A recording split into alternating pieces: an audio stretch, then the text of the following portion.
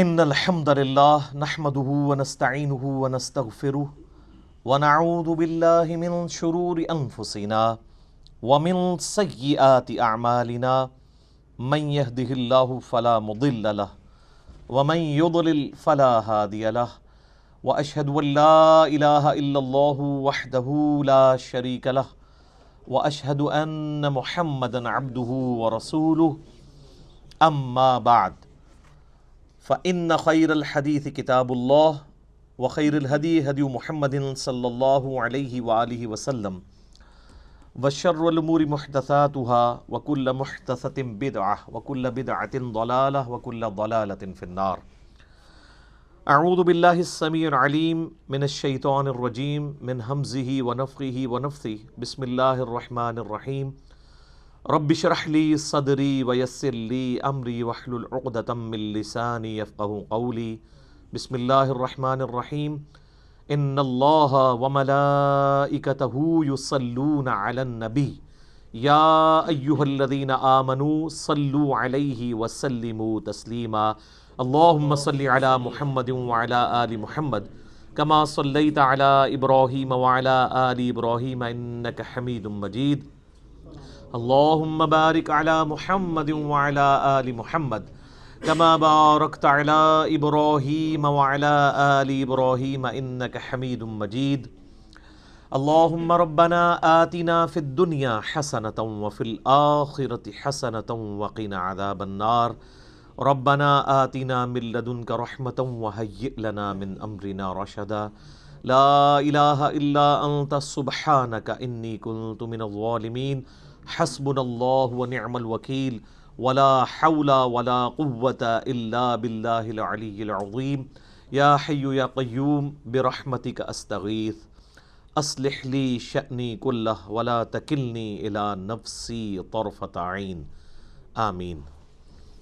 الحمدللہ آج 24 نومبر 2019 کو سنڈے کے دن بمطابق 26 ربیع الاول 1441 ہجری میں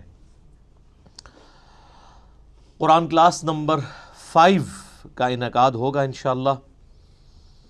اور آج انشاءاللہ ہم قرآن حکیم کے تعارف کے حوالے سے جو 40 پوائنٹس شروع کیے تھے ان کے آخری 5 پوائنٹس کوشش کریں گے کور ہو جائیں. علمی پوائنٹ نمبر 36 وہ ہے میرے بھائیوں، قرآن حکیم 2 طرح کے علوم کو اتھینٹک مانتا ہے. نمبر 1 ریویلڈ نالج یعنی وحی کا علم، اور نمبر 2 ایکوائرڈ نالج یعنی سائنس کا علم. The knowledge obtained through observations and experiments is known as science. قرآن حکیم ان 2 علوم کے سوا کسی اور کو ایز اے علم ایکسیپٹ نہیں کرتا.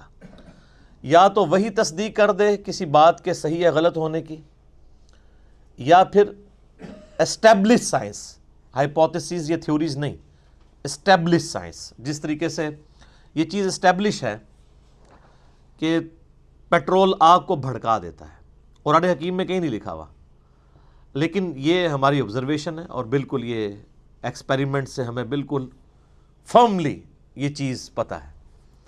تو یہ ڈیفینیٹ علم ہے، اور اسی کا ذکر اللہ تعالیٰ نے قرآن حکیم میں اس حوالے سے کیا. سورہ بنی اسرائیل میں جو 10 کمانڈمنٹس آئی ہیں ان میں سے 9th کمانڈ ہے وَلَا تَقْفُ مَا لَيْسَ لَكَ بِهِ عِلْمٌ إِنَّ السَّمْعَ وَالْبَصَرَ وَالْفُؤَادَ كُلُّ أُولَٰئِكَ كَانَ عَنْهُ مَسْئُولًا. اے انسان کسی چیز کی پیروی اس وقت تک مت کر جب تک کہ تیرے پاس اس حوالے سے کوئی ڈیفینیٹ علم نہ آ جائے.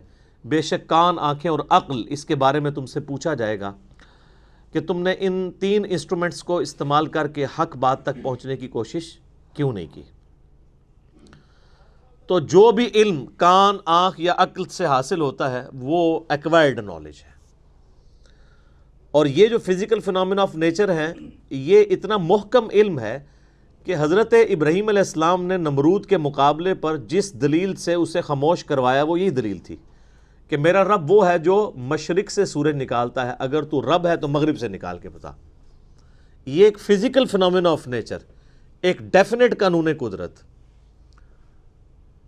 کو انہوں نے بنیاد بنایا تھا خدا کے ایک ہونے کی، اللہ کے ایک ہونے کی۔ تو یہ محکم علم ہے۔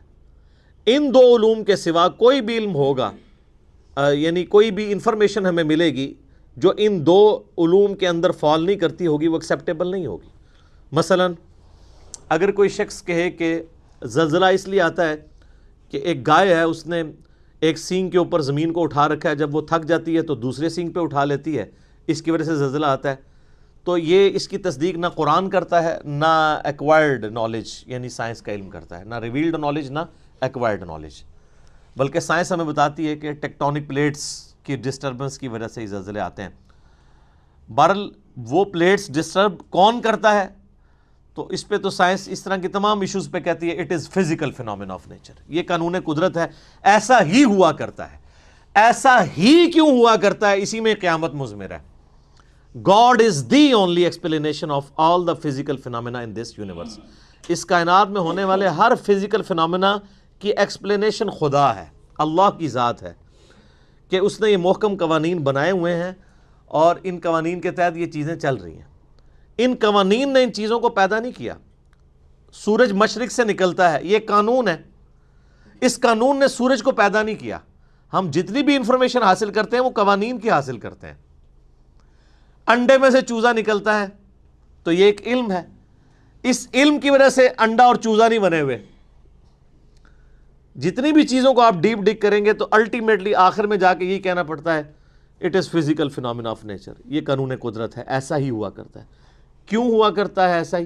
اس کے پیچھے اللہ ہے۔ ان دو علوم کے سوا کوئی بھی علم ہوگا اس کو قرآن حکیم ایکسیپٹ نہیں کرے گا، اسلام اسے علم کے طور پر نہیں مانتا۔ اسی طریقے سے آپ کو پتہ ہے ہمارے تو سب کانٹیننٹ کے معاشرے میں چیز مشہور ہے کہ اگر گھر کی منڈیر پہ کوا بیٹھا ہو تو مہمان آتے ہیں، کسی کی جوتی پہ جوتی چڑھ دے تو کہتے ہیں اس کے لیے سفر لکھا ہوا ہے۔ اس قسم کے کتنے توہمات ہیں جو ہمارے معاشرے میں عام ہیں۔ ان چیزوں کی تصدیق نہ سائنس کرتی ہے اور نہ ہی قرآن یا سنت وحی کا علم کرتا ہے۔ اور آپ یہ دیکھ لیں کہ جو لوگ ایکوائرڈ نالج کو بھی مانے ہوئے ہیں نا، وہ بھی کافی حد تک توہمات سے بچے ہوئے ہیں۔ اگر آپ کسی گورے سے کہیں نا کہ کالی بلی راستہ کاٹ دے تو اس کا مطلب ہے تمہارے لیے نحوست ہے۔ سر آپ ٹنڈولکر کے آگے 100 کالی بلیاں پھیر دیں پھر بھی آپ کو سینچری مار کے جائے گا۔ یہ ساری نحوستیں آپ کے اوپر پڑتی ہیں۔ اپنی باقی کمزوریوں کو ان چیزوں کے ساتھ جوڑنا یا اللہ کی طرف سے ملنے والی کسی کامیابی کو کسی اور چیز کے ساتھ جوڑ دینا، یہ توہم پرستی ہے۔ اللہ کے ساتھ چیزوں کو جوڑنا چاہیے۔ محنت آپ ضرور کریں گے لیکن الٹیمیٹلی اللہ کے اوپر بات کو چھوڑنا ہے کہ فیصلہ تو اس نے کرنا ہے۔ کئی بار سارے حالات اور واقعات آپ کی فیور میں ہوتے ہیں لیکن اللہ کا ڈیسیژن ہی ہوتا ہے کہ ایسا نہیں ہونا چاہیے۔ جو سیدنا علی کا قول ہے کہ میں نے اپنے ارادوں کے ٹوٹنے سے اپنے رب کو پہچانا ہے، کہ ہر چیز فیوریبل ہے لیکن پھر بھی رزلٹ اپوزٹ نکلا ہے، خدا کی مرضی کچھ اور۔ تو توہمات کو ہٹا کر ڈیفینٹ علم کے اوپر قرآن نے جو ہے وہ اسلام کی تعلیمات کی بنیاد رکھی ہے۔ اور یہ جو سائنس کا علم ہے یہ اتنا محکم علم ہے، اس کے بارے میں اللہ تعالیٰ نے قرآن حکیم میں 1000 سے زیادہ آیات ہیں جو سائنٹیفک فینومینا یا فزیکل فینومینا آف نیچر کے ساتھ ڈیل کرتی ہیں۔ اور اس کا کلائمیکس وہ آیت ہے سورہ حامیم السجدہ کے بالکل اینڈ میں، سَنُرِيهِمْ آيَاتِنَا فِي الْآفَاقِ وَفِي أَنفُسِهِمْ حَتَّى يَتَبَيَّنَ لَهُمْ أَنَّهُ الْحَقُّ۔ ان قریب ہم انہیں زمین و آسمان میں اور ان کی اپنی جانوں میں ایسی نشانیاں دکھائیں گے کہ یہ پکار اٹھیں گے، یہ بات مان لیں گے کہ یہ قرآن حق ہے، یہ کلام حق ہے۔ آج جس طریقے سے اللہ تعالیٰ نے سائنس کے ذریعے انسانیت کو کائنات کے چھپے ہوئے راز آشکار کیے ہیں، پہلے لوگوں کو تو ان چیزوں کا آئیڈیا نہیں تھا۔ یعنی اگر نبی علیہ السلام کے مبارک زمانے میں صحابہ کرام کو یہ بتایا گیا کہ تمہارا ایک ایک عمل نوٹ کیا جا رہا ہے، آج تو آپ کو پتہ ہے کہ ٹیرا بائٹس کے اندر یو ایس بیز آ چکی ہوئی ہیں۔ ابھی تو یعنی اس کے اوپر بھی تحقیق ہو رہی ہے کہ انسان کا تھوک جو ہے نا، اگر اس کو بھی سٹوریج کے طور پہ یوز کیا جائے تو انسانی ہسٹری کا بہت بڑا ڈیٹا جو ہے وہ تھوک کے اندر سٹور کیا جا سکتا ہے۔ چپس کی فارم میں USB کی فارم میں، ہارڈ ڈسک کی فارمز میں تو آپ کے سامنے چیزیں آ چکی ہیں. کتنے بڑے لیول کا نالج جو ہے وہ ایک چھوٹی سی USB کے اندر آ جاتا ہے. اب تو بلکہ ہر موبائل کے اندر میموری کارڈ ڈلے ہوئے ہیں. یہ ہم نے فزیکلی چیزیں آبزرو کر لی ہیں، کائنات کے چھپے ہوئے رازوں کو حاصل کر لیا ہے. اس کی وجہ سے کئی چیزیں جو ایمان بالغیب سے تعلق رکھتی تھی وہ ایمان بالشہادہ ہو چکی ہیں، ہمارے سامنے ہو چکی ہیں کہ ہاں یار اگر یہ ہو رہا ہے تو وہ کیوں نہیں ہو سکتا. CCTV کیمرہ جو ہے ایک 2 مہینے 3 مہینے کی ریکارڈنگ کرتے ہیں، ایک چیز کی ریکارڈنگ کرتے ہیں. دنیا کا مہنگے سے مہنگا کتا بھی وہ سیکیورٹی نہیں پرووائڈ کر سکتا جو CCTV کیمرہ آپ کو کرتا ہے، کیونکہ اس کو نہ نیند آنی ہے، نہ اسے اونگ آنی ہے، نہ اسے بھوک لگنی ہے، نہ ایسے کو گولی مار کے ختم کر سکتا ہے. وہ تو ایسے خفیہ جگہ پہ لگے ہوتے ہیں اور ہر چیز آپ ریوائنڈ کر کے ایک چیز دیکھ سکتے ہیں، پکڑی جاتی ہیں چیزیں.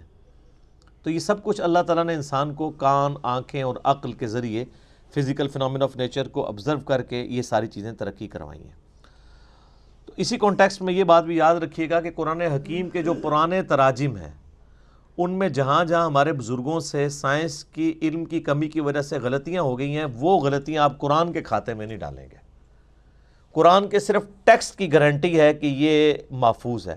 اگر قرآن کا ترجمہ کسی نے ایسا کیا جو اس وقت کے لمیٹڈ سائنس کے نالج کے تحت اتنا ہی کسی کو علم تھا تو وہ اب قرآن کے کھاتے میں نہیں ڈالا جا سکتا.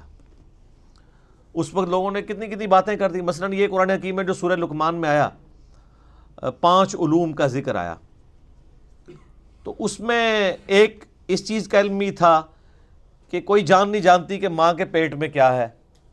سورہ لقمان میں بھی اور صورتوں میں بھی اس کا ذکر آیا.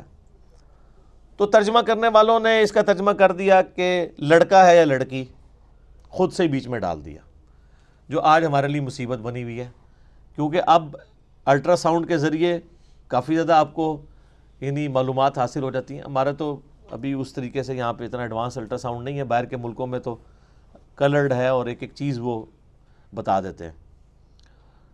وہ ترجمہ کرنے والوں کی غلطی تھی. قرآن حکیم میں سیکس کے پوائنٹ آف ویو سے نہیں لکھا ہوا کہ کوئی نہیں بتا سکتا کہ لڑکا ہے یا لڑکی، بلکہ قرآن میں یہ ہے کہ کوئی نہیں جانتا کہ ماں کے پیٹ میں کیا ہے. اب اس کا تعلق کس چیز کے ساتھ ہے؟ قرآن حکیم میں اللہ تعالیٰ نے سورہ تغابن میں فرمایا هو الذی خلقکم فمنکم کافر ومنکم مؤمن. وہی اللہ ہے جو تمہاری تخلیق کرتا ہے، کوئی تم میں سے کافر ہو جاتا ہے، کوئی مومن ہو جاتا ہے. یعنی جب اللہ پیدا کرتا ہے اس وقت تو سب کو ایک جیسا ہی پیدا کرتا ہے. پھر بعد میں حالات و واقعات کے بعد انسان اپنی صلاحیتوں کو یوز کر کے یا تو بات ماننے والا بن جاتا ہے یا انکار کرنے والا. تو مجھے بتائیں دنیا کا کوئی الٹرا ساؤنڈ یہ بتا سکتا ہے کہ یہ جو بچہ پیدا ہوگا یہ بعد میں کافر ہوگا یا مومن؟ نہیں بتا سکتا. تو قرآن کے کہنے کا مقصد یہ تھا. اسی طریقے سے وہ یہ تو ایک رخ تھا. دوسرا رخ وہ سورہ لقمان میں جو بارش کے حوالے سے آیا، اور وہ بھی لوگوں نے اب غلط سمجھ لیا اس حوالے سے کہ وہ کہتے ہیں جی وہ تو سائنٹسٹ تو ہمیں پہلے ہی بتا دیتے ہیں بارش کب ہوگی. سر سائنٹسٹ کبھی بھی نہیں بتا سکتے، جب ہونے والی ہوتی ہے اس وقت بتا سکتے ہیں. آج کوئی سائنٹسٹ یہ بتا سکتا ہے کہ آج ہے 24 نومبر 2019، تو 24 نومبر 2020 کو بارش ہوگی یا نہیں؟ کیوں جی؟ کوئی نہیں بتا سکتا. البتہ یہ ضرور ہے کہ اگر ہواؤں کا سلسلہ، بارش کا سلسلہ شمال سے چل پڑا ہے اور وہ 3 یا 4 دن کے بعد ہمارے ملک میں داخل ہونا ہے، جیسا کہ مونسون کا موسم آتا ہے، تو اس میں تو کوئی پریڈکٹ کر سکتا ہے کہ ہاں جی اس رفتار سے ہوائیں چل رہی ہیں، الٹیمیٹلی پہنچ جائیں گی. تو اس میں تو کوئی علم غیب والی بات ہی نہیں. یہ تو فزیکل نالج ہے. جو فزیکل نالج ہے وہ علم الغیب نہیں ہے. علم غیب کی ڈیفینیشن ہے جو نالج فزیکل نہ ہو. مثلا فرشتے آپ ڈیٹیکٹ نہیں کر سکتے الٹرا ساؤنڈ کے ذریعے، کسی چیز کے ذریعے بھی. البتہ پانی زمین میں کس گہرائی کے اندر ہے اس کو آپ سائنٹیفکلی جج کر سکتے ہیں، اور وہ فزیکل نالج ہوتا ہے. کیوں؟ جو آپ انسٹرومنٹ زمین میں گڑھا کھود کے داخل کرتے ہیں اس سے ویوز نکلتی ہیں، وہ ریباؤنڈ ہو کے واپس آتی ہیں، اس سے آپ کو پتہ چلتا ہے کہ اتنی دور فاصلے کے اوپر پانی موجود ہے. تو یہ فزیکل نالج ہے نا. ہاں اگر کوئی شخص کھڑا کھڑا کسی جگہ یوں ہاتھ رکھے یا ہاتھ رکھے بغیر کہہ دے کہ جی یہاں پہ پانی اتنی گہرائی میں ہے، تو یہ علم الغیب سے تعلق رکھے گا. تو یہ ایسا تو کوئی بھی نہیں کرتا. ویسے تو آپ میدانی علاقوں میں کہیں بھی انگلی رکھ کے کہہ دیں کہ جناب 20 فٹ پہ پانی ہے تو واٹر ٹیبل 20 فٹ پہ ہے نا. اسلام آباد یا کوئٹہ میں کوئی 20 فٹ کے اوپر پانی نکال کے بتائے تو پھر مانیں گے اس کے پاس کوئی کشف یا کوئی علم الغیب والا معاملہ ہے. جہاں پہ پانی جو ہے وہ اس کا واٹر ٹیبل نیچے ہی جاتا جا رہا ہے. تو یہ سارے فزیکل نالج ہے. فزیکل نالج جو ہے نا وہ علم الغیب نہیں ہوتا, کیونکہ وہ انسٹرومنٹس کے ذریعے حاصل ہوتا ہے, اور انسٹرومنٹ بھی فزیکل فینومینا آف نیچر کے اوپر کام کرتی ہیں. وہ صلاحیتیں بڑی ہوتی ہیں, بلکہ کئی جانوروں میں ایسی صلاحیتیں ہیں جو انسانوں میں موجود نہیں ہیں, ہے وہ فزیکل ہے. ہاتھی 40 کلومیٹر دور تک کمیونیکیشن کرتا ہے پاؤں مار کے زمین پہ, جو ویوز پروڈیوس کرتا ہے. 40 کلومیٹر دور اس جھنڈ سے الگ ہونے والے ہاتھی موجود ہونا تو ویوز کے ذریعے جان لیتے ہیں. یہ عقاب 2-3 میل اوپر سے اپنے شکار کو لوکیٹ کر لیتا ہے, اتنی تیز اس کی آنکھیں. کتے کی سونگنے کی صلاحیت انسان سے بہت زیادہ ہے. وہ ایسی چیزیں بھی سونگ سکتا ہے جو انسان نہیں سونگ سکتا. اس لیے آپ کو پتا نا, یہ جب ہیروئن کی اسمگلنگ کے لیے یا اس طرح کی وہ معاملات کو پکڑنے کے لیے ایئرپورٹس وغیرہ کے اوپر کتے, ٹرینڈ کتے, ایک وہ ٹرینڈ کتے ہیں جو چوری پکڑنے والے ہیں, وہ 2 نمبر ٹرینڈ کتے ہیں, وہ لوگوں میں لڑائیاں کروانے کے لیے. جو اوریجنل ٹرینڈ کتے ہیں نا وہ واقعی چیزوں کو پکڑ لیتے ہیں. کئی مشینیں نہیں پکڑ سکتی جو وہ پکڑ لیتے ہیں.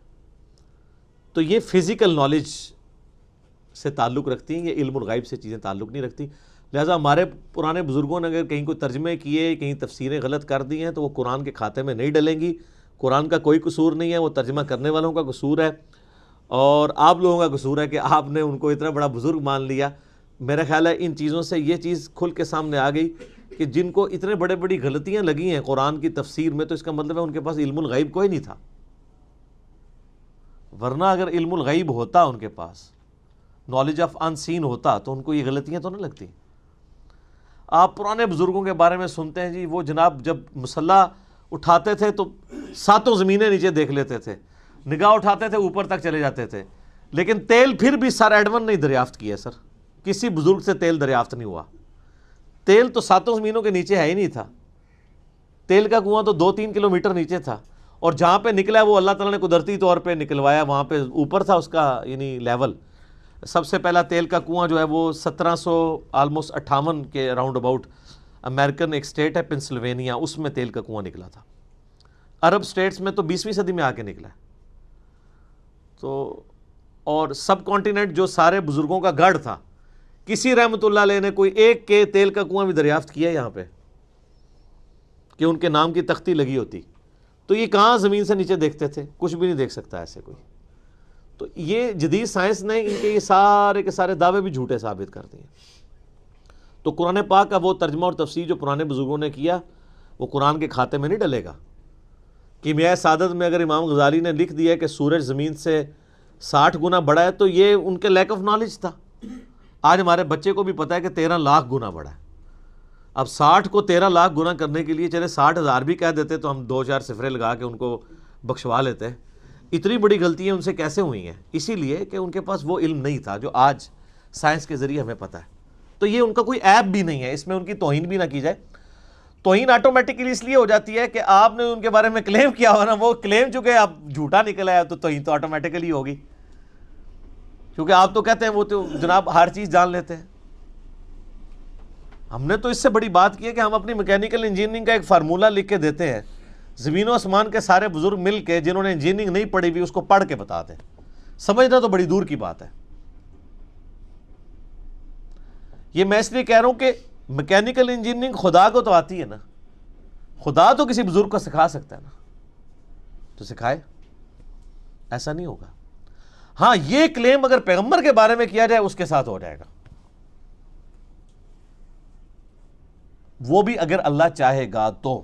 جیسا کہ حضرت صالح علیہ السلام سے ڈیمانڈ کی گئی کہ پہاڑ میں سے اونٹنی نکلے, تو اب یہ فزیکل فینومینا آف نیچر کے خلاف ہے, اللہ نے نکال کے بتائی.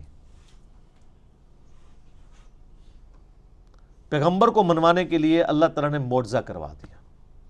بزرگوں والا معاملہ نہیں ہوتا کہ وہ کچھ کر کے دکھا سکتے ہیں، کچھ بھی کوئی نہیں کر سکتا۔ اسی لیے میں آپ کو کہتا ہوں کہ آپ لوگ بیمار ہوتے ہیں تو آپ کو مزاروں پہ لے کے جاتے ہیں، اور مزاروں والے جب بزرگ بیمار ہوتے ہیں ان کو آغا خان اور شفا انٹرنیشنل لے کے جاتے ہیں۔ میں نے آج تک نہیں کوئی دیکھا کہ کوئی بڑا پیر بزرگ بیمار ہوا ہو اور وہ پاکستان کے مہنگے ترین ہاسپٹل میں علاج نہ کروا رہا ہو۔ تو یہ کس کو دھوکہ دے رہے ہیں؟ ان کو بھی اٹھا کے مزاروں پہ لے جایا کریں نا۔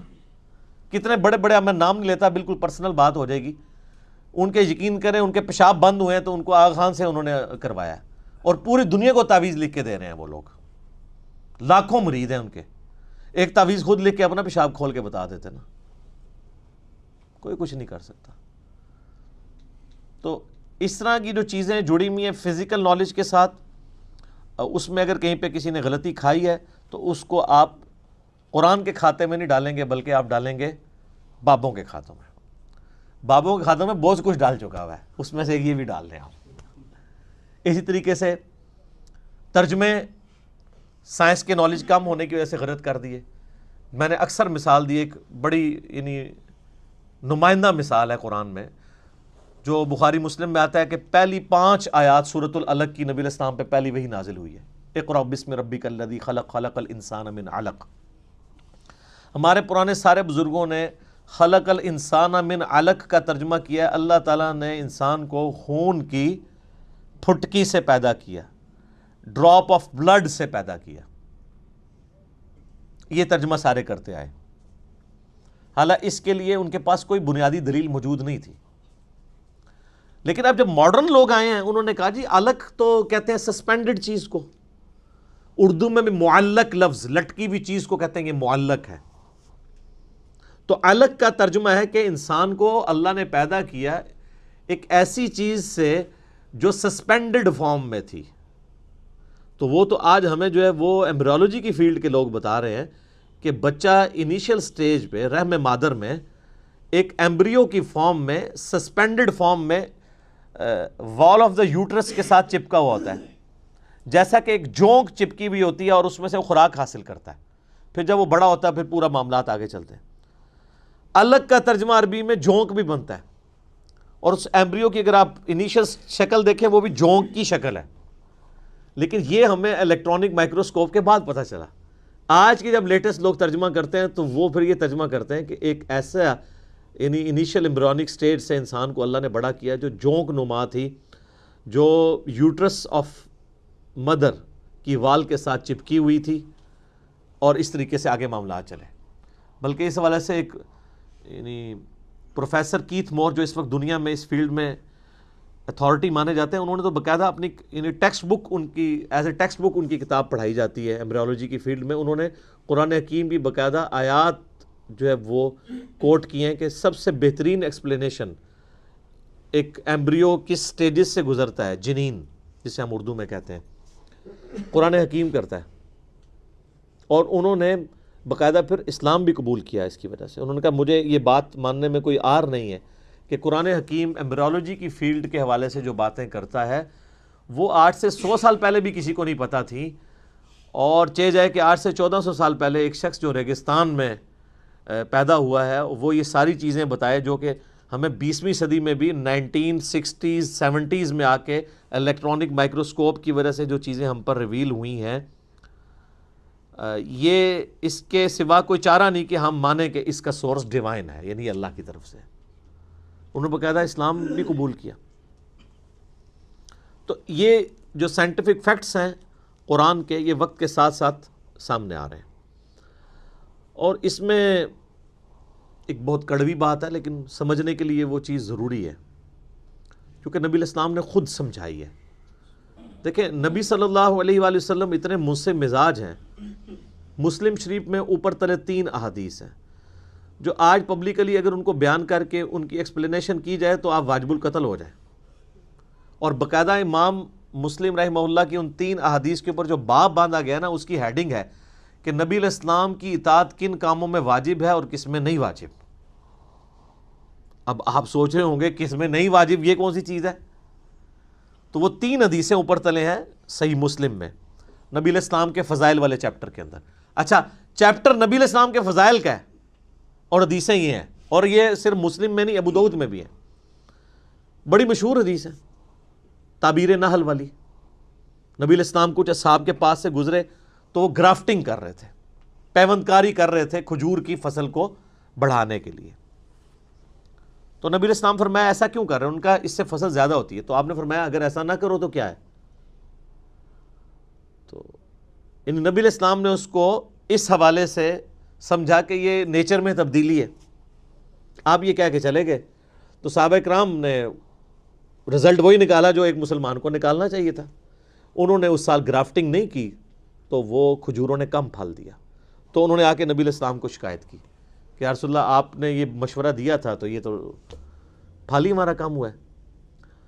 تو آپ علیہ السلام نے فرمایا کہ دیکھو جو چیز میں تمہیں اللہ کے ریفرنس سے بیان کروں نا قرآن یا سنت کی فارم میں، اس پہ تو تم ضرور عمل کیا کرو، اور جو چیز میں اپنے تجربے سے تمہیں بیان کروں اور وہ تمہارے دنیاوی کسی معاملے سے تعلق رکھتی ہو تو انتم اعلم بامر دنیاکم، تم اپنے دنیا کے کام کو مجھ سے بہتر سمجھتے ہو۔ اندازہ کریں آپ آج کے زمانے میں آپ یہ بات کر سکتے ہیں کسی کے سامنے؟ وہ گستاخ رسول کا فتویٰ لگا دے گا۔ اور نبی علیہ السلام خود اپنے بارے میں کہہ رہے ہیں کہ دیکھو دنیاوی معاملات کو تم بہتر سمجھتے ہو۔ ظاہر ہے نبی علیہ السلام کا تو ایکسپیرینس نہیں تھا شجرکاری کے حوالے سے، آپ کا تو سارا ایکسپیرینس جو ہے وہ بھیڑ بکریاں پالنے کے اعتبار سے تھا۔ اور آپ علیہ السلام کا بھی انصاف دیکھیں، آپ نے یہ نہیں کہا کہ اب میں نے جو فرما دیا تو بس وہ فرما ہی دیا ہے۔ آپ نے کہا دیکھو میں جب کوئی چیز دین کے طور پہ تمہیں تعلیم کروں اللہ کے ریفرنس سے، وہ تو تمہیں ماننا ضروری ہے، دنیاوی میں مشورہ دوں تو تم بہتر سمجھتے ہو اپنے معاملات کو۔ تو اس پہ باقاعدہ باب مسلم شریف میں باندھا گیا کن معاملات میں نبی علیہ السلام کی اطاعت واجب ہے اور کس میں نہیں۔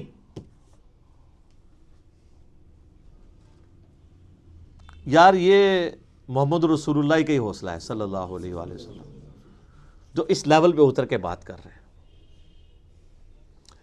یا تو یعنی ان پڑھ جاہل لوگ جن کو نماز بھی نہیں آتی ہے دین کے حوالے سے ان کے مشورے لوگ ماننے کے لیے تیار ہو جاتے ہیں، اور دنیا کے حوالے سے کتنے پیر ہیں ان کے کہنے کے اوپر لوگوں نے بچے اپنے ذبح کر دیے۔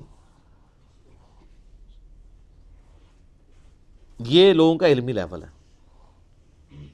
تو نبی صلی اللہ علیہ وآلہ وسلم نے انصاف کیا اور فرمایا کہ دنیاوی معاملات کو تم بہتر سمجھتے ہو۔ آج اگر کوئی ہمیں آگے کہتا ہے نا جی نبی علیہ السلام نے آپ کو ایٹم بم کا طریقہ کیوں نہیں بتایا؟ بھائی اس لیے نہیں بتایا کہ اللہ نے ان کو نہیں بتایا۔ اچھا تو وہ پیغمبر کس طرح ہوئے؟ پیغمبر اس طرح ہوئے کہ وہ ہمارے ہدایت کے امام ہیں، وہ ہمارے سائنس کے ٹیچر نہیں ہیں، نہ ان کی یہ فیلڈ تھی۔ اگر اللہ تعالیٰ نے آج کے دور میں کوئی پیغمبر مبعوث کرنا ہوتا تو اس کو وہ سائنٹیفک نالج ہوتا جو آج کسی سائنٹسٹ کو نہ ہوتا۔ اس زمانے میں جتنا نالج ریکوائرڈ تھا جو ضرورت کے تحت تھا اللہ تعالیٰ نے دے دیا۔ اب علم غیب شاہتے رکھو نا اپنے کول، اگر علم غیب کے ساتھ ان چیزوں کو جوڑا جائے تو نبی علیہ السلام خود سے اگر غیب کا علم جان لیتے ہوتے تو آپ کسی کی فصل تباہ ہونے کا مشورہ اس کو دے رہے ہوتے؟ یا فصل کم ہونے کا مشورہ دے رہے ہوتے؟ نہیں۔ اچھا اس زمانے میں علم غیب ہوتا ہی نہیں تھا، کسی صحابی نے نہیں کہا یا رسول اللہ آپ کو تو علم غیب ہے، تو آپ سے یہ غلطی کیسے ہو گئی کہ آپ نے ہمیں تعبیر نحل والا مسئلہ دیا؟ اب آپ لاکھ اس کی کوئی تعویلات کرتے پھر کچھ بھی نہیں ہوتی ہے۔ اسی لیے میں کہتا ہوں کتابوں کا دین اور ہے اور بابوں کا دین اور۔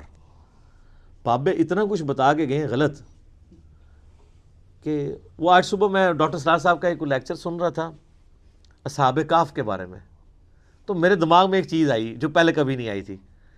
اصحاب کہف کو 300 سال تک اللہ تعالیٰ نے سلایا نا جی۔ اصحاب کہف سے بڑا کوئی ولی ہے جن کو قرآن میں اللہ نے ولی ڈکلیئر کیا ہے، جن کے لیے اتنا بڑا معجزہ اور کرامت کی ہے؟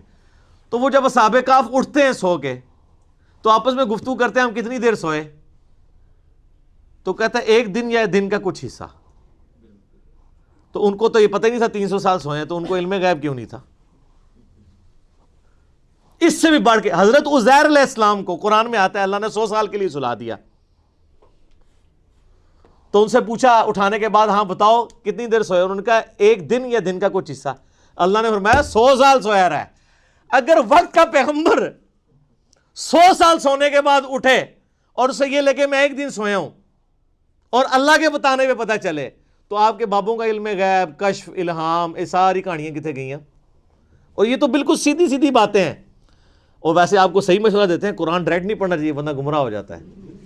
ہاں ظاہر ہے قرآن جب پڑھے گا تو جو چیز آپ نے دین کے طور پہ لوگوں کو بتائی ہوئی ہے وہ گمراہی ثابت ہو جائے گی، اور جو چیز واقعی دین ہے اس کو آپ گمراہی سمجھتے ہیں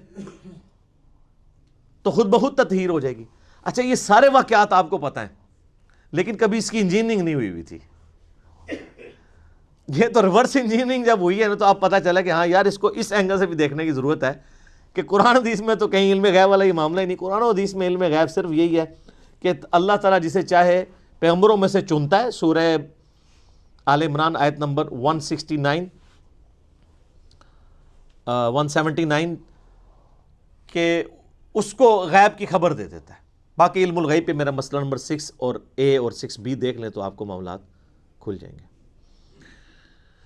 علمی پوائنٹ نمبر 37 وہ ہے میرے بھائیوں، چونکہ قرآن حکیم عربی زبان میں نازل ہوا ہے لہٰذا عربی زبان سے جب اسے ٹرانسلیٹ کیا جائے گا نا کسی اور زبان کے اندر تو الفاظ کے چناؤ میں فرق آئے گا.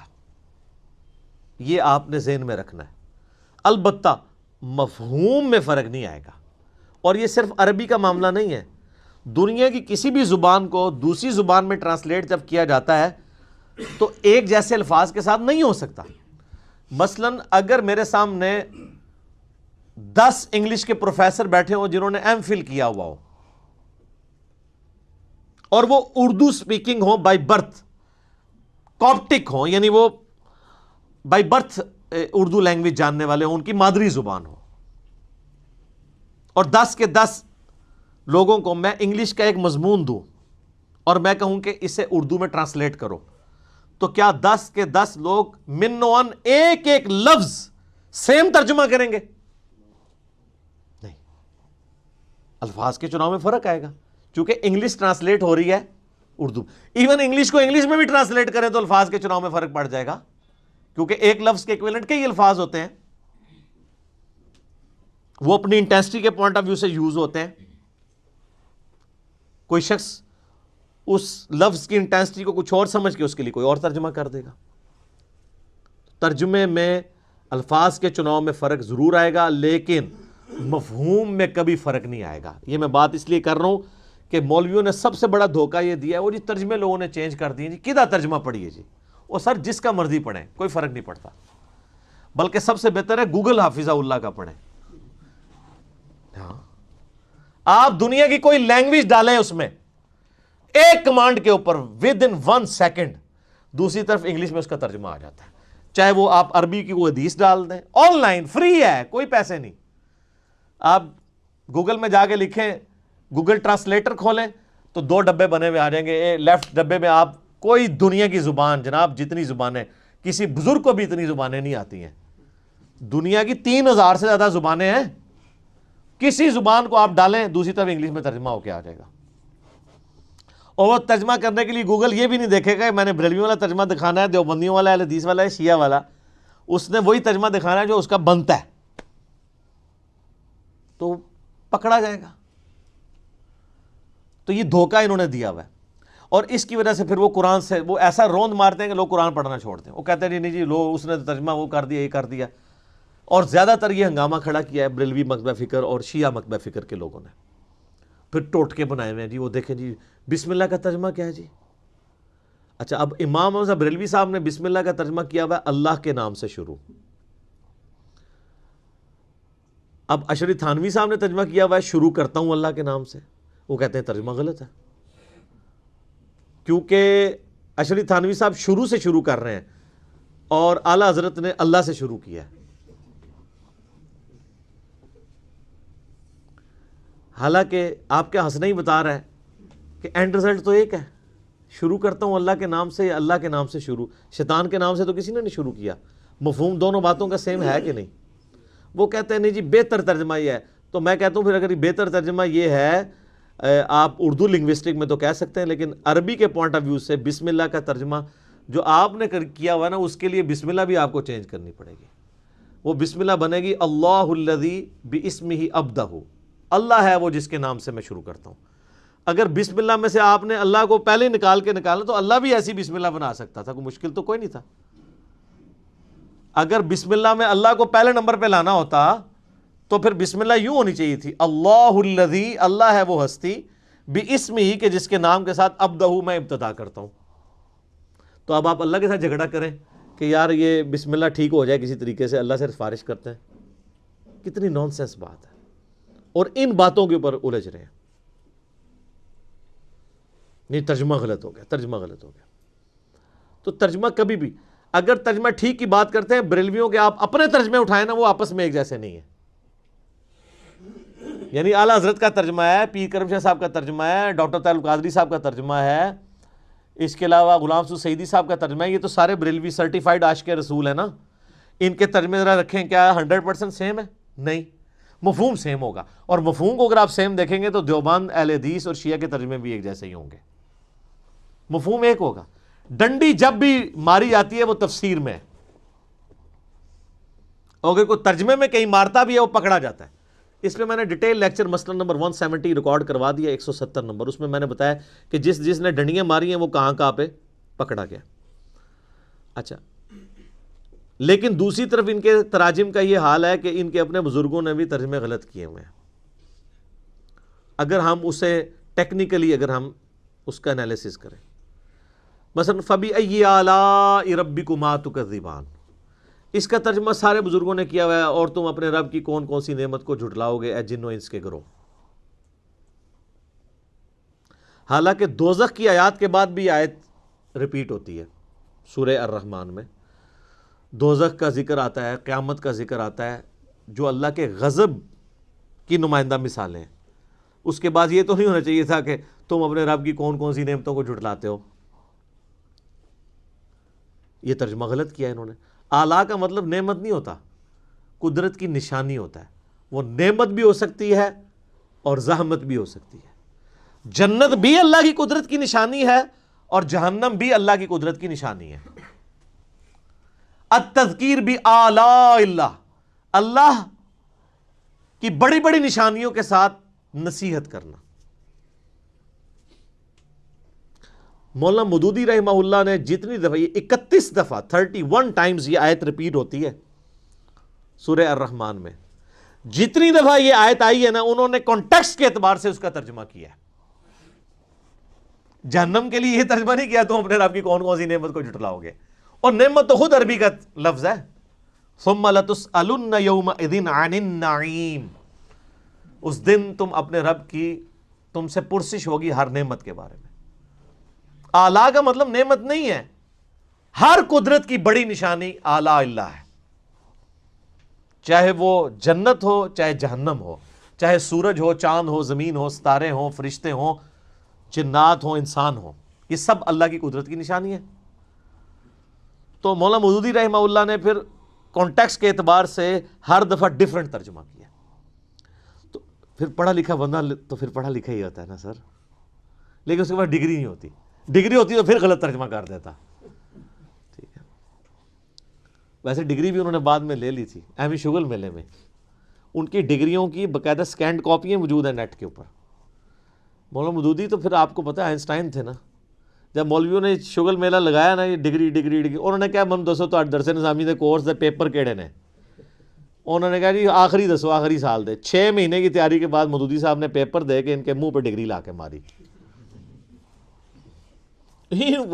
ڈگریوں کے جس کے اوپر پی ایچ ڈی ہوتی ہوں تو وہ ڈگری ہیں، جس کو ڈاکٹر اقبال 18 سال کی عمر مودودی صاحب کی، اور ڈاکٹر اقبال کہہ رہے ہیں کہ یہ بندہ مسلمانوں کا تھنک ٹینک ہے مستقبل کا۔ الجہاد فی الاسلام ان کی کتاب جب پڑھی، ڈاکٹر اقبال نے ان کو یہاں بلایا تھا۔ آپ کو پتہ ہے نا پاکستان میں یہ جو منصورہ میں جماعت اسلامی کا مرکز ہے، یہ ڈاکٹر اقبال نے لے کے دیا ہوا ہے ان کو، جن کو ہم حکیم الامت اور کتنے بڑے بڑے القابات دیتے ہیں، شاعر مشرق۔ تو ان کو بھی پتا تھا کہ جینیس بندہ تو جینیس ہوتا ہے، اس کو ان چیزوں کی ضرورت نہیں ہوتی ہے۔ مجھے وہ غامدی صاحب کی بات یاد آ گئی، ان سے کسی نے پوچھا نا جی آپ کے پاس ڈگری ہیں؟ ڈگری نہیں ہے، تو انہوں نے کہا ہم تو بزرگوں سے پڑھتے رہے۔ انہوں نے کہا کسی بزرگ نے آپ کو ڈگری نہیں دی؟ انہوں نے کہا بزرگ ڈگریاں نہیں دیتے، بزرگ پڑھانے کے بعد دعائیں دیتے ہیں، تو دعائیں لی ہوئی ہیں بزرگوں کی۔ یعنی یہ ڈگریوں والی دھونس اور اس طریقے سے یہ معاملات یہ خود ان سے بھی مس ہینڈل ہوئے ہوتے ہیں. یہ ترجمے کے پوائنٹ آف ویو سے میں نے ایک امپورٹنٹ چیز بتا دی. اچھا اسی میں ایک اور چیز ہے کہ الفاظ کے چناؤ میں بعض اوقات دوسری لینگویج میں جب آپ جاتے ہیں تو معاملات مس ہینڈل بھی ہو جاتے ہیں, حالانکہ اس میں انٹینشن بری نہیں ہوتی ہے, گستاخی کا فتویٰ نہیں لگنا چاہیے. مثلا واللہ خیر الماکرین, اس کا لفظی ترجمہ یہی ہے کہ اللہ تعالیٰ سب سے بہتر مکر فرمانے والا ہے, لیکن مکر کا لفظ اردو میں نٹوریس ہے.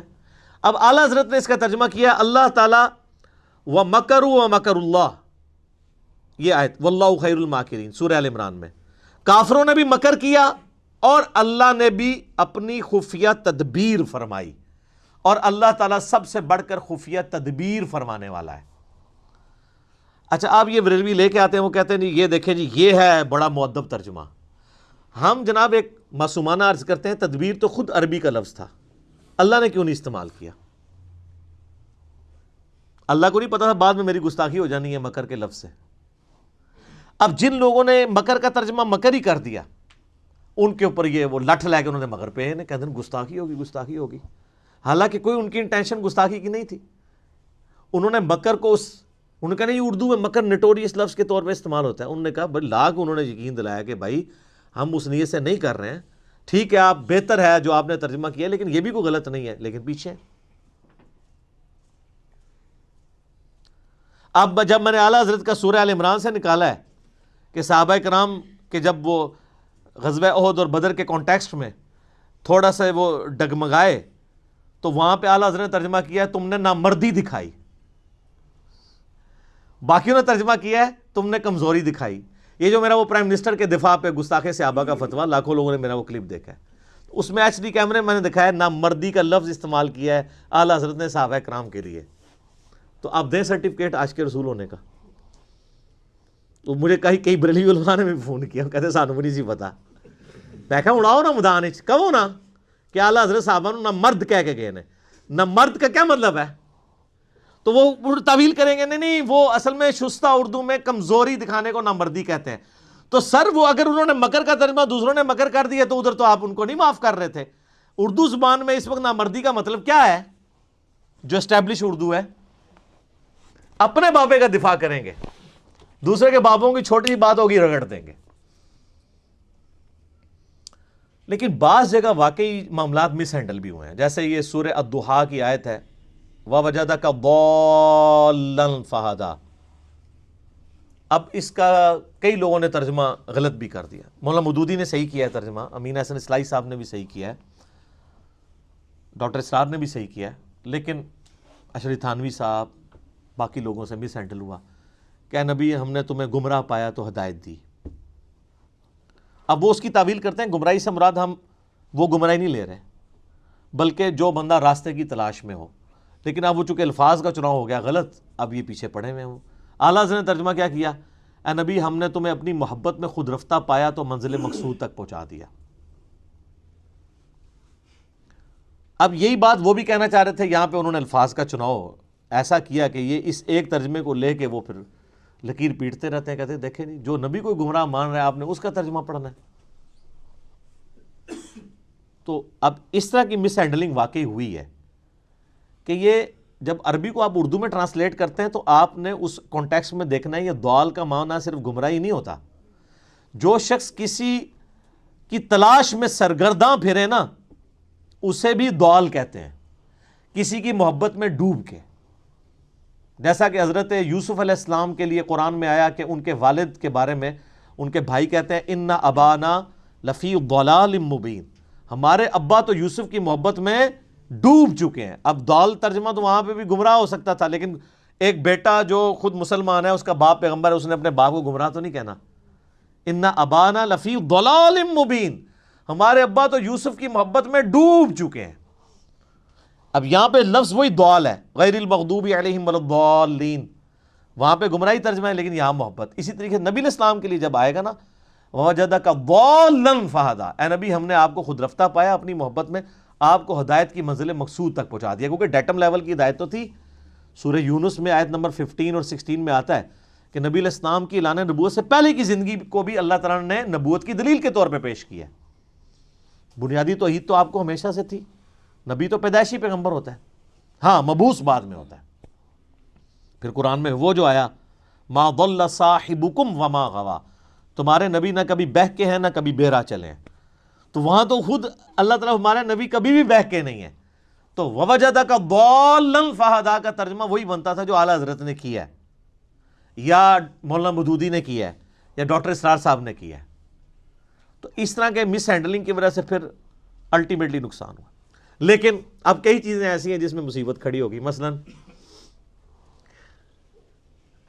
لا اقسم بہذا البلد، اس کا ترجمہ سب نے کیا ہے اے نبی میں تیرے شہر مکہ کی قسم کھاتا ہوں۔ اللہ تعالیٰ نے مکہ کی قسم یاد فرمائی ہے، اور یہ بھی بالمفہوم ترجمہ ہے، جو اس کا باللفظ ترجمہ ہے وہ ڈیفرنٹ بنتا ہے، وہ یہ بنتا ہے میں تیرے شہر مکہ کی قسم نہیں کھاتا ہوں، لیکن وہ عربی کا سٹائل ہے، چونکہ یہ ایک لٹریچر کی بک ہے اور دعوت کے لیے اتری ہے، تو وہ جو اس طرح کا لا جو سٹارٹ میں آتا ہے نا، لا اقسم بیوم القیامہ، وہ جو پہلا لا ہوتا ہے نا وہ ان کے عقائد کی نفی کے لیے ہوتا ہے، لا نہیں، غلط کہتے ہو تم، اقسم بیوم القیامہ، میں قسم کھاتا ہوں قیامت کے دن کی، تو وہ لا جو ہے وہ ان کے فرسودہ نظریات کے ساتھ جڑا ہوا ہوتا ہے، لیکن یہ عربی میں تو ہے، اردو میں آپ اس طرح کریں گے تو اردو میں ایسا نہیں اسٹائل ہوتا بولنے کا، تو میں بھی جو کہتا ہوں نا تو یہ سنت الہی ہے، نہ میں وابی نہ میں بابی، میں ہوں مسلم علمی کتابی، نہ سے بات شروع کرنا، آپ کا کلمہ ہی نہ سے شروع ہوتا ہے، کہتے ہیں میٹھی میٹھی باتوں سے سٹارٹ کریں، آپ کا کلمہ ہی نہ سے شروع ہو رہا ہے، لا پہلے نفی کرنی ہے، پھر اس بات کوئی معبود نہیں سوائے اللہ کے۔ اب اعلیٰ حضرت نے اس پہ کیا کیا، انہوں نے بڑی ہوشیاری دکھائی، انہوں نے ترجمہ کیا کہ اے نبی مجھے تیرے شہر مکہ کی قسم، باقی انہوں نے ترجمہ کیا اے نبی ہم تیرے شہر مکہ کی قسم کھاتے ہیں۔ اب دونوں نے سیم ترجمہ کیا، لیکن بریلویوں نے کہا اللہ تو کھاتا نہیں ہے۔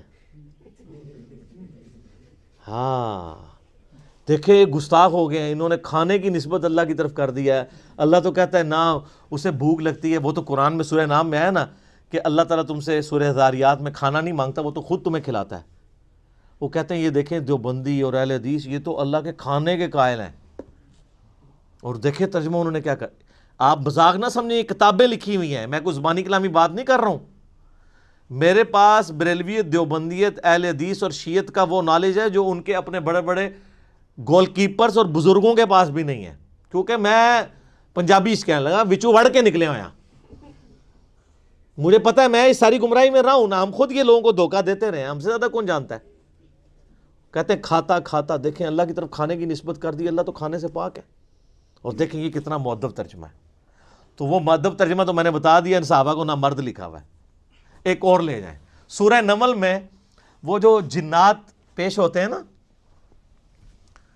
حضرت سلمان علیہ السلام وہ تخت بلقیس کے لیے، تو قال عفریت من الجن، ایک بڑا دیو ہیکل جن بولا کہ میں آپ کی اس مجلس کے برخاست ہونے سے پہلے ہی وہ لے آؤں گا۔ تو اب وہ عفریت کا ترجمہ اعلیٰ حضرت نے کیا ہوا ہے ایک خبیث جن بولا۔ تو جو انبیاء کی مجلس میں انبیاء کے یعنی صحبت یافتہ جن ہیں، جو انبیاء کی خدمت میں مامور ہیں، ان کو یعنی صحابی جن کو خبیث کہا ہوا ہے۔ اے لو دو لے جاؤ پھر آج تحفے، جڑا کہ نا بڑا بامؤدب ترجمہ ہے، اے میں ایسے دو ہی دیتے نا، اور بھی بہت ساری ہیں چیزیں۔ تو عفریت کا ترجمہ انہوں نے کیا ایک خبیث جن بولا، باقی انہوں نے ترجمہ کیا ایک دیو ہیکل، یعنی ایک بڑا طاقتور جن۔ تو یہ اعلیٰ حضرت سے کوئی پوچھے کہ یہ آپ کو کیسے پتہ چلا کہ وہ خبیث تھا، آپ کو اس میں کیا خباثت نظر آئی ہے؟ جن سارے تو خبیث نہیں ہوتے ہیں، جن تو قرآن پاک میں آیا کہ نبی سورہ الجن میں کہ تم فرماؤ مجھے وحی کی گئی ہے کہ جنات کا ایک گروہ یہاں سے گزر رہا تھا، انہوں نے قرآن سنا اور وہ ایمان لے آئے، انہوں نے اس کتاب کی تصدیق کی۔ سورہ احقاف میں پوری ڈیٹیل آتی ہے۔ پھر وہ اپنی قوم میں چلے گئے کہ حضرت موسیٰ کے بعد اب ایک نئے پیغمبر آئے ہیں جو کہ اسی توحید کی طرف بلا رہے ہیں جو موسیٰ علیہ السلام کے پاس آئی تھی۔ ایک ہی مجلس میں قرآن سنا، ایمان لائے اور دائی بھی بن گئے۔ تو حضرت سلیمان علیہ السلام کی مجلس میں جو جنات تھے، جب تک سلیمان علیہ السلام یا قرآن یا حدیث یہ نہ بتائے کہ کون سا کافر جن تھا اور کون سا مسلمان جن، آپ خود کس طریقے سے نیگیٹو یعنی اپروچ کیسے رکھ سکتے ہیں؟ آپ کو تو پازیٹیو اپروچ رکھنی چاہیے۔ اور پھر وہ اپنی خدمات پیغمبر کے وقت کے پیغمبر کے لیے پیش کر رہے ہیں اور آپ اسے کہہ رہے ہیں خبیث جن۔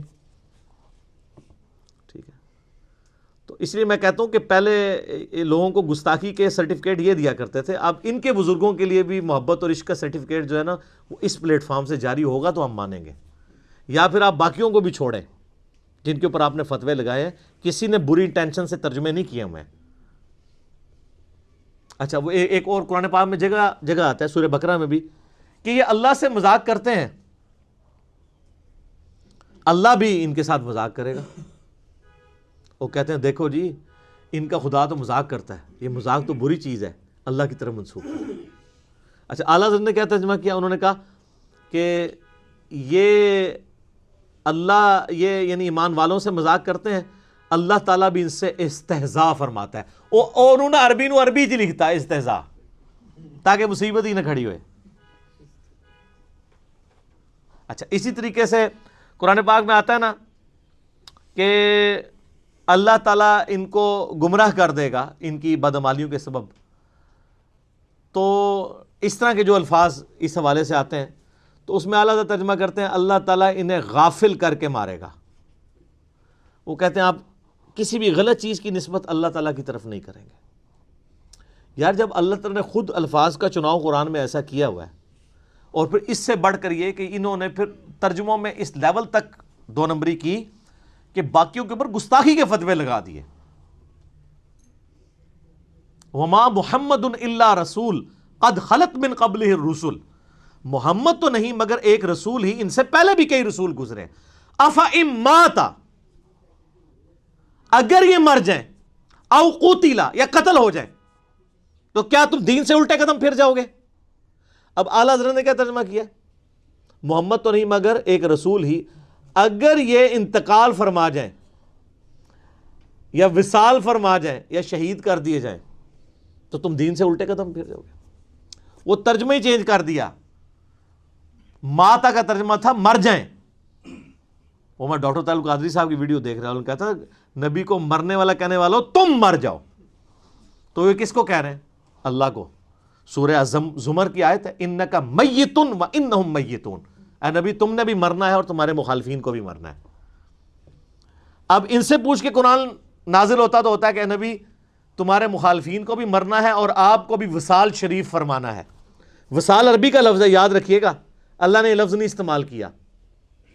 وفات بھی عربی کا لفظ ہے اور میت بھی عربی کا لفظ ہے۔ اب اللہ نے الفاظ کہ افئن مات او قتل یہ نازل کرواتے قرآن، تو کہتے ہیں کہ آپ جو ہے نا اس کی جگہ ماتا کی جگہ وفات بھی لفظ خیر گستاخی سمجھتے ہیں، وصال استعمال کریں اور قتیلہ کی جگہ استعمال کریں شہید، پھر ہماری تسلی ہوگی، مؤدب ترجمہ ہو جائے گا۔ اور اسی طریقے سے وہ جو سورہ فتح کی شروع کی آیات ہیں اس پہ تو میرا کلپ لاکھوں لوگوں نے دیکھا ہے، انا فتحنا لک فتحا مبینا، وہ ترجمہ ہی الٹ کر دیا ہے۔ یعنی وہ جو نبی علیہ السلام کی خصوصیت تھی کہ اللہ تعالیٰ آپ کی اگلی اور پچھلی خلاف اولا چیزوں کو معاف فرما چکا ہے، انہوں نے کہا اے اللہ اے نبی اللہ تعالیٰ آپ کے صدقے سے آپ کے پچھلوں اور آپ کے اگلوں کی غلطیوں کو، کتنا دور کا ترجمہ کیا ہے۔ حالانکہ بخاری مسلم اٹھائیں، صحابہ کرام تو اس آیت کو کوٹ کر کے اما عائشہ اور باقی لوگ کہا کرتے تھے یا رسول اللہ آپ تو بڑے خوش نصیب ہیں کہ آپ کی اگلی پچھلی خطائیں اللہ نے معاف فرما دی ہیں، گناہ نہیں خطا لغزش ہے۔ حتیٰ کہ بخاری مسلم میں جو حدیث ہے، حدیث شفاعت، کہ سب کے سب لوگ پہلے آدم علیہ السلام کے پاس جائیں گے، پھر نوح علیہ السلام کے پاس وہ ان کو بھیجیں گے، وہ کہیں گے مجھے اپنی غلطی یاد آ رہی ہے، نوح علیہ السلام کہیں گے میں نے اپنے کافر بچے کے لیے دعا کی تھی آج مجھے اپنی غلطی یاد آ رہی ہے، تم موسیٰ کے پاس جاؤ، موسیٰ علیہ السلام کہیں گے مجھ سے بھی بندہ مر گیا تھا، تم ابراہیم کے پاس جاؤ، ابراہیم کہیں گے مجھے بھی 3 دفعہ توریتاً جھوٹ بولنا پڑا، تم جو ہے عیسیٰ کے پاس چلے جاؤ، عیسیٰ ابن مریم کہیں گے کہ بھئی مجھے تو آج اپنی جان کی فکر ہے، البتہ میں ایک ایسے شخص کو جانتا ہوں جس کی اگلی اور پچھلی خطائیں اللہ تعالیٰ نے معاف کر دی ہیں۔ تم محمد رسول اللہ کے پاس جاؤ صلی اللہ علیہ وآلہ وسلم۔